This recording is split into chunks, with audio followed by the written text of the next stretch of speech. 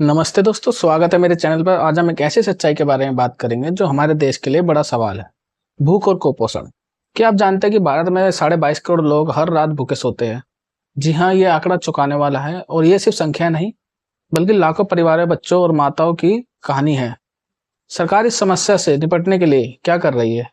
क्या उसकी योजना है कारगर है या उनमें कोई कमियां हैं? हम इस मुद्दे को गहराई से समझेंगे। चलिए शुरू करते हैं। दोस्तों, भारत दुनिया का दूसरा सबसे ज्यादा आबादी वाला देश है, लेकिन भूख और कुपोषण की समस्या यहाँ बहुत गंभीर है। ग्लोबल हंगर इंडेक्स 2023 के मुताबिक भारत 125 देशों में से 111वें स्थान पर था और हमारा स्कोर 28.7 है, जो गंभीर श्रेणी में आता है। चलिए कुछ बड़े आंकड़े देखते हैं। 22.5 करोड़ लोग यानी भारत की 16% आबादी हर दिन पर्याप्त भोजन नहीं कर पाती। 35.5% मतलब लगभग 36% बच्चे 5 साल से कम स्टंटिंग का शिकार है, यानी उनका कद उम्र के हिसाब से छोटा है। 19% बच्चे वेस्टिंग से पीड़ित है, जो गंभीर कुपोषण का संकेत है। 67% बच्चे और 57% महिलाएं अनीमिया से जूझ रही है, जो आयरन और अन्य पोषक तत्वों की कमी को दिखाता है। ये आंकड़े NFHS 5 2019 और 21 से लिए गए हैं। इसका मतलब है कि हमारे देश में लाखों बच्चे और महिलाएं न सिर्फ भूखे हैं, बल्कि उनकी सेहत भी खतरे में है। कुपोषण की वजह से दस्त, निमोनिया और मलेरिया जैसी बीमारियां बच्चों के लिए जानलेवा बन जाती है। और ये सिर्फ ग्रामीण इलाकों की बात नहीं है, शहरी स्लम्स में भी स्थिति गंभीर है। बिहार, झारखंड और मेघालय जैसे राज्यों में स्टंटिंग की दर 40 से 46% तक है। यह आंकड़े हमें सोचने पर मजबूर करते हैं कि आखिर इतनी बड़ी समस्या के लिए हमें क्या कर रही है। अब सवाल यह है कि सरकार इस समस्या से निपटने के लिए क्या कर रही है। भारत सरकार ने कई बड़ी योजनाएं शुरू करी, जैसे कि पहली योजना है पोषण अभियान। 2018 में शुरू हुआ यह अभियान बच्चों, गर्भवती महिलाओं और किशोरियों के कुपोषण कम करने के लिए है। इसका लक्ष्य 2022 तक स्टंटिंग और वेस्टिंग को काफी कम करना था। राष्ट्रीय खाद्य सुरक्षा अधिनियम NFSA, इसके तहत 80 करोड़ लोगों को हर महीने मुफ्त या सस्ता अनाज जैसे चावल, गेहूं मिलता है। आंगनवाड़ी केंद्र है, ये केंद्र बच्चों और गर्भवती महिलाओं को भोजन, टीकाकरण और स्वास्थ्य सेवाएं देते हैं। भारत में 14 लाख आंगनवाड़ी केंद्र है। मिड डे मील योजना, जैसे को हम PM पोषण भी कहते हैं, स्कूलों में बच्चों को मुफ्त भोजन देकर स्कूल ड्रॉप आउट कम करना और पोषण को बढ़ावा देना है। इसके साथ साथ पोषण ट्रैकर आंगनवाड़ी केंद्रों में बच्चों की ऊंचाई और वजन की रियल टाइम निगरानी के लिए है कि बच्चे सही से बढ़ रहे हैं नहीं बढ़, उनका वजन सही से हो रहा है नहीं हो रहा। इन योजनाओं को देखकर लगता है कि सरकारों ने बहुत अच्छा काम किया, लेकिन सवाल ये है, क्या ये योजना वाकई जमीन पर उतर रही है? क्या लाखों लोग भूख और कुपोषण से मुक्त हो रहे हैं? चलिए इन योजनाओं की कमियों को समझते हैं। जैसे मानिए दोस्तों, अच्छी योजनाएं होने के बावजूद कई कमियां हैं जो इस समस्या को हल करने में बाधा बन रही है। चलिए डेटा के साथ इन कमियों को समझते हैं। आंकड़ों में गड़बड़ झाला। ग्लोबल हंगर इंडेक्स 2023 में भारत की वेस्टिंग दर 18.7% बताई गई, लेकिन सरकार का पोषण ट्रैकर इसे 7.2% से कम दिखाता है। NFHS 5 में स्टंटिंग 35.5% और कम वजन 32% है। ये विसंगति नीति निर्माण को कमजोर करती है, क्योंकि सही स्थिति का पता ही नहीं चलता। सरकार ग्लोबल हंगर इंडेक्स को त्रुटिपूर्ण बताती है, लेकिन स्वतंत्र स्रोत ग्लोबल हंगर इंडेक्स को ज्यादा विश्वसनीय मानते हैं।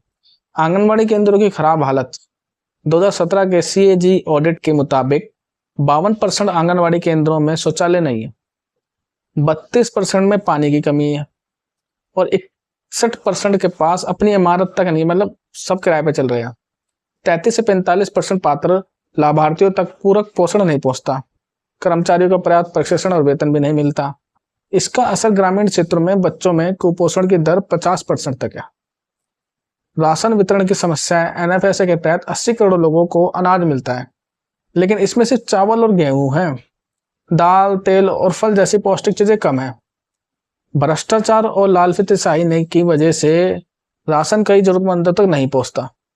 केवल 56% गरीब परिवार प्रोटीन का सेवन अनाज से करते हैं।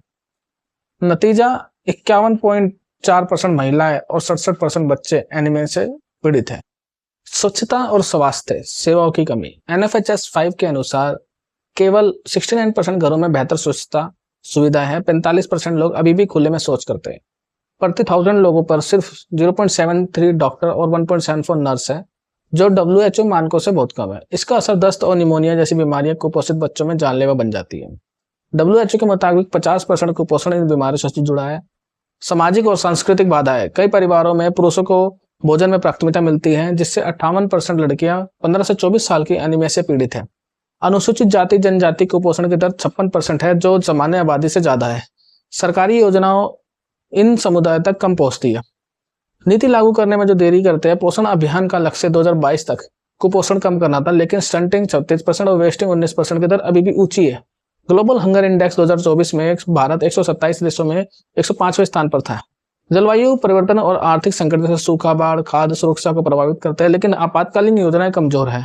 जागरूकता की कमी है। ग्रामीण क्षेत्रों में पोषण और स्वच्छता की जानकारी कम है। सरकारी जागरूकता अभियान प्रभावी नहीं है। पोषण ट्रैक्टर में डेटा पर विशिष्ट में त्रुटियां हैं, जिससे योजनाओं की निगरानी कमजोर है। समाधान और भविष्य की दिशा क्या हो सकती है? दोस्तों, ये कमियां हमें निराश कर सकती है, लेकिन समाधान भी है। सरकार और हम सब मिलकर क्या कर सकते हैं? सही आंकड़े और पारदर्शिता। सरकार को स्वतंत्र और सटीक डेटा इकट्ठा करना चाहिए, ताकि नीतियों वास्तविक स्थिति पर आधारित हो। आंगनवाड़ी में सुधार, शौचालय, पीने का पानी और प्रशिक्षित कर्मचारी सुनिश्चित करें। हर केंद्र में दवा किट और पौष्टिक भोजन होना चाहिए। पौष्टिक राशन, चावल और गेहूं के साथ दाल, तेल, फल और सब्जियां भी शामिल करें। स्वच्छ पानी और स्वास्थ्य सेवाओं तक पहुंच बढ़ाए। हर गांव में प्राथमिकता स्वास्थ्य केंद्र होना चाहिए। साथियों, भूख एक ऐसी समस्या है जो किसी भी ह्यूमन के लिए सबसे ज्यादा जरूरी है। इसके बिना व्यक्ति कुछ सोच ही नहीं सकता। पौष्टिक आहार तो मूल आवश्यकता है जो हर किसी को मिलना चाहिए, लेकिन डाटा बता रहे हैं 22 करोड़ से ज्यादा लोग भूख का सामना हर रोज कर रहे हैं, और 80 करोड़ लोग सरकार के राशन पर निर्भर है, जिसमें भी सिर्फ गेहूं और चावल ही मिलता है। तो साथियों, इससे आने वाले बच्चों के ऊपर या उनके भविष्य के ऊपर उनके भविष्य की हम कल्पना भी नहीं कर सकते। ये इतना बड़ा मुद्दा है कि देश को प्रायोरिटी पर रख देता है। देश को, सरकार को डाटा के अनुसार बड़े लेवल पर योजना बनाकर इस पर काम करना चाहिए। नमस्कार दोस्तों।